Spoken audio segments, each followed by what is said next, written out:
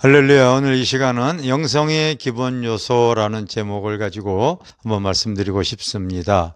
저 사람은 참 영성이 있어, 영성이 깊어, 이런 말 많이 하죠. 영성이 있는 신앙생활, 영성이 있는 그리스도인, 이런 표현들을 우리가 갖고 있는데요. 영성은 한마디로 말하면 주님의 성품을 닮아가는 삶을 말하는 것이다, 이렇게 말할 수가 있겠습니다. 그래서 이 영성에 대해서 주님을 잘 닮아가기 위해서 기본적인 한 세 가지의 요소가 이게 잘 조화를 이루어야 되겠더라고요. 그래서 주님의 성품을 잘 닮아가고 있는 영성 있는 삶이 되기를 원한다면은 제가 말한 요 세 가지가 여러분들이 신앙생활에 잘 조화를 이루기를 바라겠습니다. 첫 번째가 바로 인성입니다. 바로 하나님의 말씀과 성령으로 인격의 변화가 꼭 있어야 됩니다. 바로 거듭남을 말하는 거죠.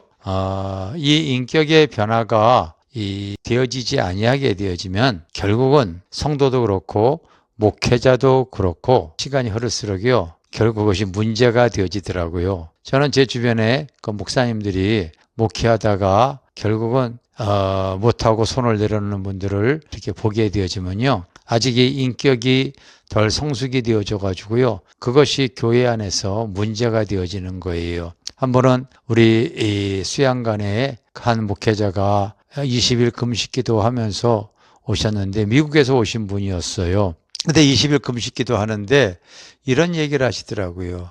하나님께서 미국에서 제가 목회를 할 때에 결국 성도들과의 관계 속에서 그들이 자기들의 그 욕구에 대해서 잘 채워지지 않다 보니까요, 목사님 자기와 이렇게 많이 부딪혔대요.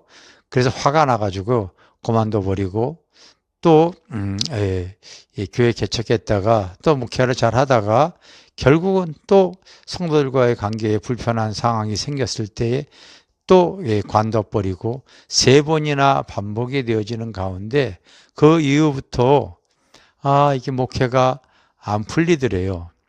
그래 이제 한국에 와서 저희 기도원에 와서 이렇게 20일 동안 금식기도 하시면서 울면서 기도하는데 그 목사님이 그 고백했던 내용이 제가 잊혀지지가 않습니다.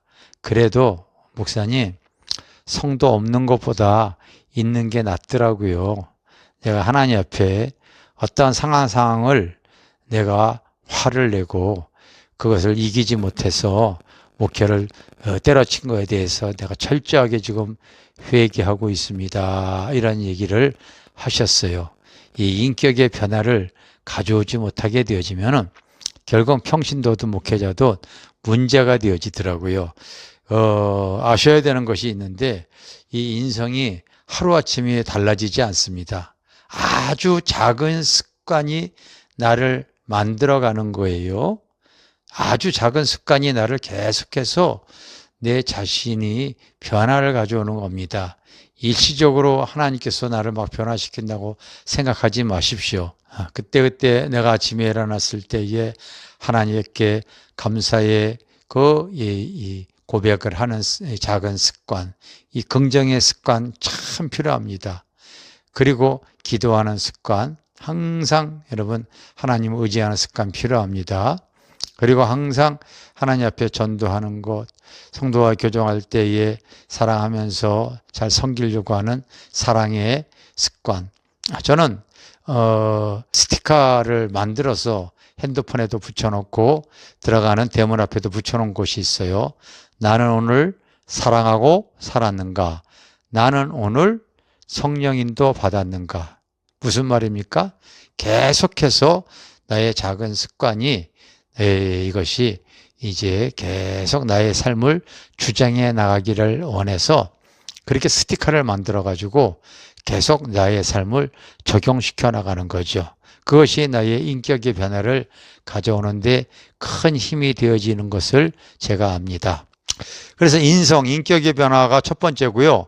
두 번째는 지성, 하나님의 말씀을 아는 바른 지식을 말하고 있습니다.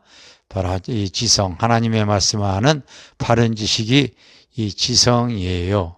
우리가 이 하나님의 말씀을 좋아해서 설교도 많이 듣는 분들도 많이 있고요.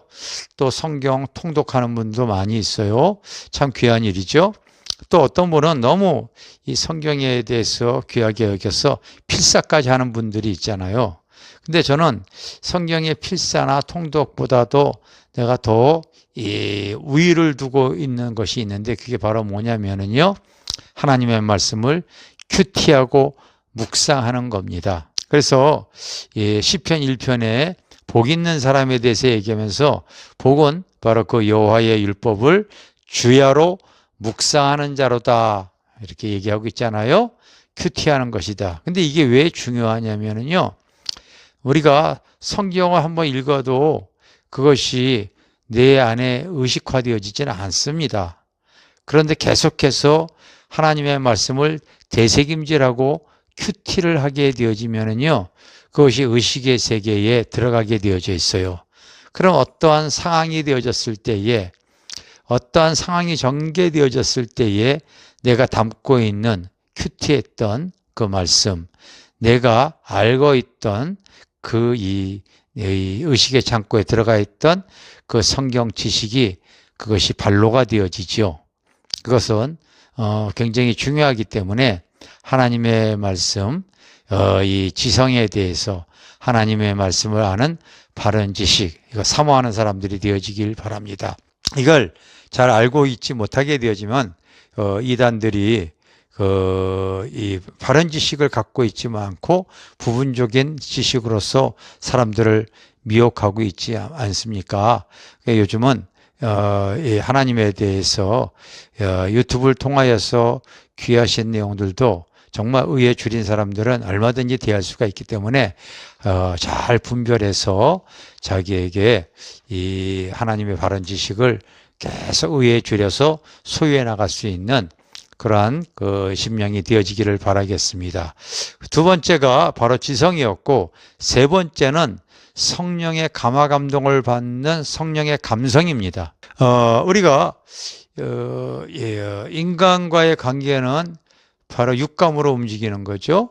그리고 짐승은 오감으로 움직이는데, 우리가 하나님의 그 영감으로 움직일 수 있는 방법이 바로 성령의 감화 감동을 받는 성령의 감성을 받을 수 있는 것이 바로 방언으로 기도하면서 어떤 문제에 대해서 주님께 물어보는 거죠. 그러면 성령께서 바로 이 방언으로 기도하면서 하나님의 나라와 한 영혼을 위해서 구할 때, 여러분 어떠한 세상 것 구하는 것이 아니라 바로 하나님의 나라와 영혼권을 위해서 우리가 항상 기도하고 성령의 어떠한 지시하심을 얻기를 원할 때, 하나님께서는 때로는 꿈으로, 때로는 환상으로, 세미한 음성으로 또 성령의 감화 감동을 주십니다. 이게 성령의 감성이에요. 그래서 이런 이 영성은 인성, 지성,